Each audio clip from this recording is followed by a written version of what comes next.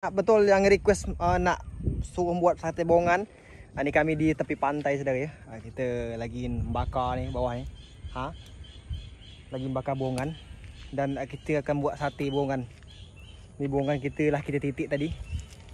Abang Atan kita netik. Ni kita lagi proses nak nyocok sate ni pakai kayu. Bongan tusuk dulu sini macam gini saudara. Kerana kita tak ada bawa alat. Kita harus tutup susuk bongan. Saya pun tripod pun saya tak bawa, saya lupa yang bawa ya. Cocok-cocok dulu si bongan ini biar dia sedap nanti kan. Lupa saya bawa alat-alat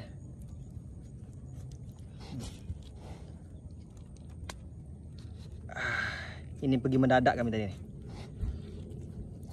Dan nanti kita bagus sedap makan ni sate bongan ni. Sate bongan. Dah lama memang tak buat sate bongan ni. Besok-besok kita bawa sate, tusuk sate saudara. Aduh. Kau pula kepala dia bang. Okey, mantap ni sate bongan ni. Okey. Aduh, insya-Allah. Okey. Tu api dah masak tu. Membara api.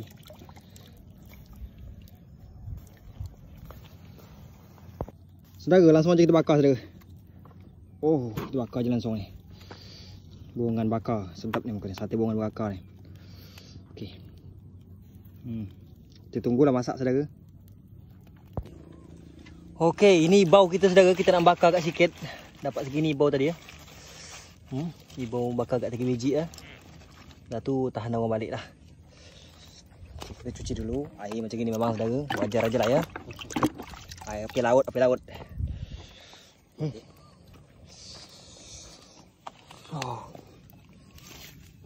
Oh. Ibu kita bakar 3 biji. Okey, kita gitu aja. Bakar dulu. Mantap. Bongan. Berbunyi saudara, berbunyi. Saudara, mari makan saudara. Nerai tes bongan. Oh, campur nasi sedap. Okey. Bismillahirrahmanirrahim. Mantap.